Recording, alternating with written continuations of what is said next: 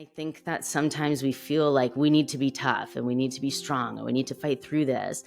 But a lot of times there's pieces and side effects that can really be treated, specifically and make quality of life and living with cancer so much easier.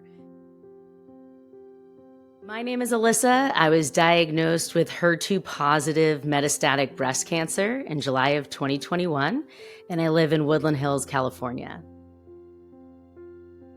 It was just a few months after giving birth to my daughter where I started feeling things ongoing that I thought initially might have been just because of pregnancy or giving birth that persisted and seemed like it might have been something else wrong. And the main thing was my feet going numb. It was really hard for me to keep shoes on, like closed shoes, or be active. I particularly noticed it most when I would try to play tennis, and my feet would go numb and hurt, and I would have to like take off my shoes. I couldn't really be on the court for more than like 20, 30 minutes.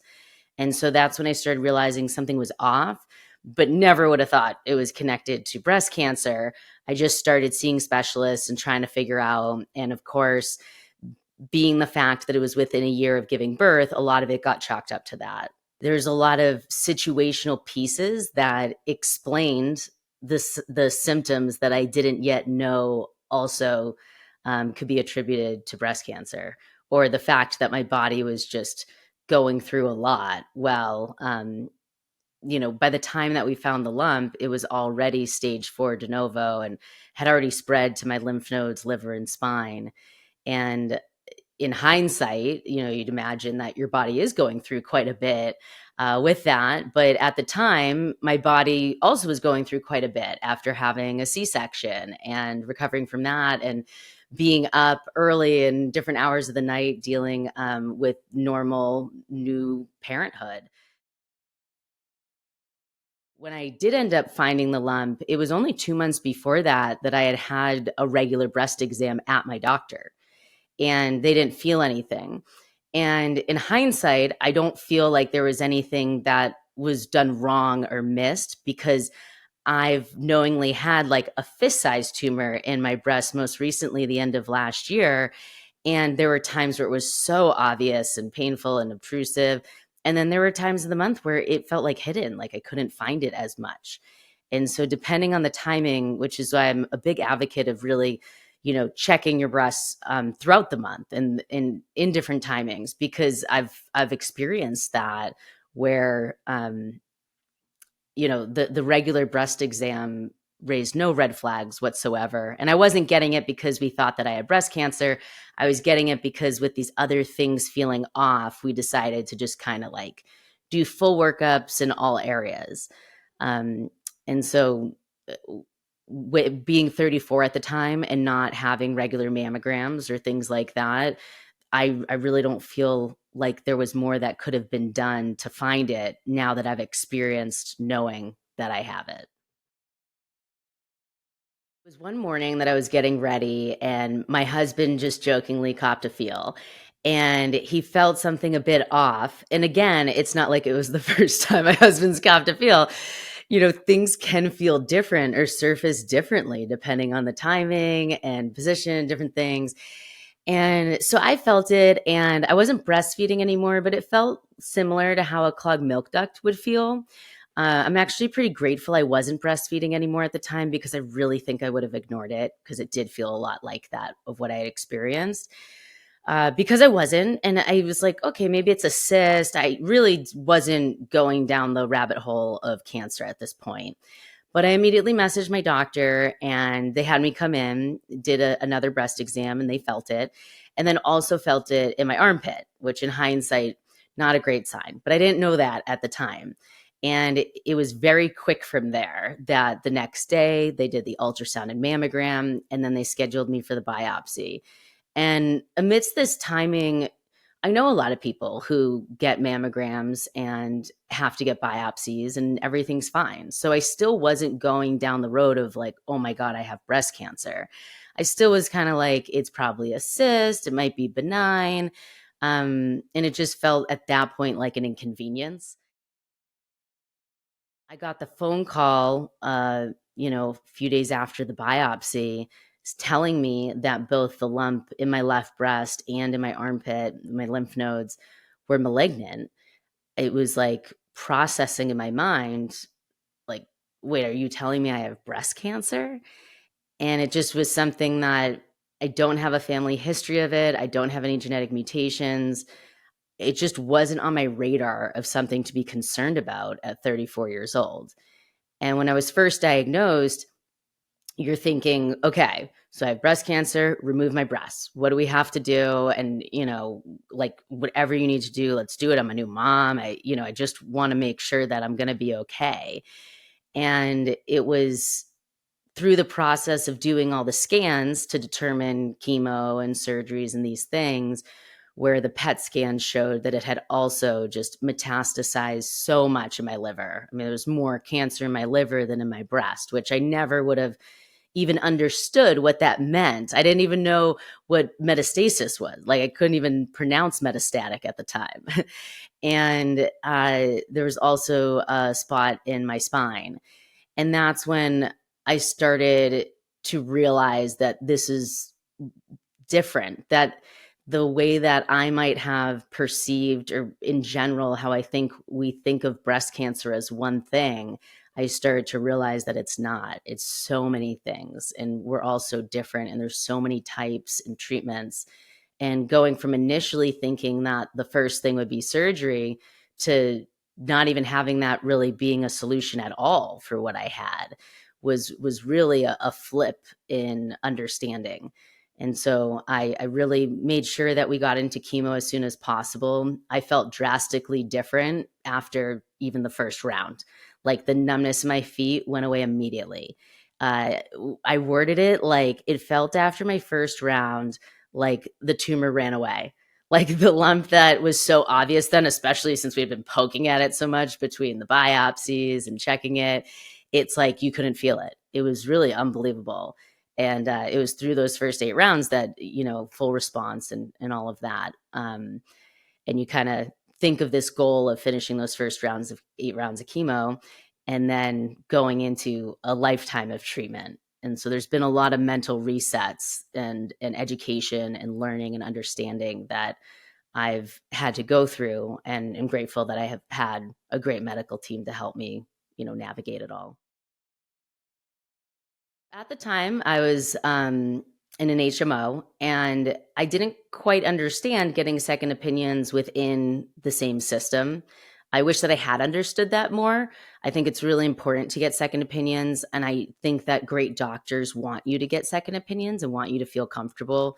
So I think a lot of times we feel like, oh, we don't want to insult them, or we don't want them to think, because they're the ones treating me and I want them to feel like I trust them. And I think it's so important to really make sure that you're getting the full scope of options and what's out there, because it can be different, and things evolve pretty quickly.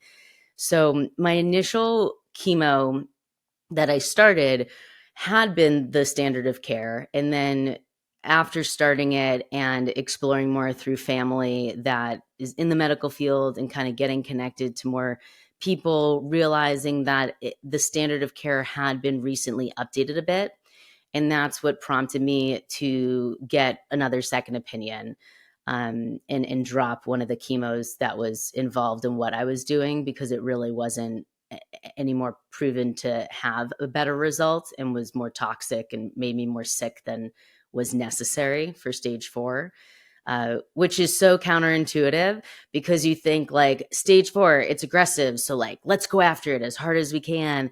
And it's really, you have to reset your mindset, because that's not necessarily the case, because this is a long-term thing that I'm living with. It's not, curative. The treatment is not meant to cure the cancer, because that's not what we currently have available. And so the amount of aggressiveness in the types of chemo is a little bit different for metastatic than it would have been in an earlier stage. So navigating that, I switched oncologists midway through my initial chemo, and I switched off of TCHP to just THP. And then later on switched back to a PPO and have been at UCLA ever since, for about a little over 3 years now. Going back to second opinions and other things of not being afraid to speak up, I think that self advocacy is just literally the most important piece. Not being afraid to ask questions and speak up. And I think that there's different ways of doing it that can feel right to you. Like, I think it's really personal how you want to talk to your care team and your doctors and who you have by your side, is mainly me and my husband, or my mom, came out and visited for long periods of time, and knowing when to ask for things, and when something isn't necessarily when something's not necessary. So, like I mentioned, initially carboplatin being a part of my care plan for treatment was more aggressive than the newest standard of care. And that was really the piece that was making me much more sick and all of that. But because I'm so used to seeing, like, well, I'm in chemo, I get sick, right? Like, that's what we're used to seeing. And so you kind of in your mind normalize that and are like, well, I have to just suck it up. And having lived with this for 4 years now and being on, roughly 5 different lines of treatment, knowing when to speak up about symptoms affecting your quality of life and is so important. And I think that sometimes we feel like we need to be tough and we need to be strong and we need to fight through this. But a lot of times there's pieces and side effects that can really be treated, specifically, and make quality of life and living with cancer so much easier. And once I spoke up about some of those things throughout different treatments I was on, it really helped me so much.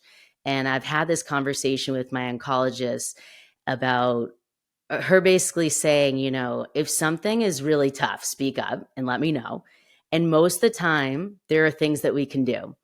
And she's like, and if there isn't, if it's like, I need you to tough this out because this is a life or death thing or where we're at, like, I need you to struggle through it. She's like, I will tell you. And so we kind of set that expectation with each other. And to be honest, 4 years in, I haven't been to that point where something's like, oh no, you need to suck this up or you're going to die, kind of thing. Like, there are a lot of solutions and there are a lot of treatments, and I've been on treatments that worked really well that crushed my quality of life, and I've voluntarily gone off of working treatments because of that. And I'm so grateful that I have, but I'm also grateful that I know that my oncologist will be real with me when there's times that I need to just tough it out. Um, and for me, mentally, understanding those times as like what that looks like is really helpful. When I was on in HER2, that was really tough on me. And what made it so difficult emotionally, and what made me go into a really tough depression at that time, was there was no end in sight. The goal was to be on it as long as possible. When the finish line is indefinite and you're feeling like you don't want to be awake, because you're so nauseous and so sick, it's really hard to navigate that. And so that's where really advocating for yourself, speaking to your care team, if you're not comfortable with your care team, really trying to, and I know it's so much work to get second opinions and find other doctors and navigate insurance. But when you end up with the right doctors and care team, it makes everything so much easier and comfortable. And knowing that I don't have to question like every piece that's being recommended has added so much to my life.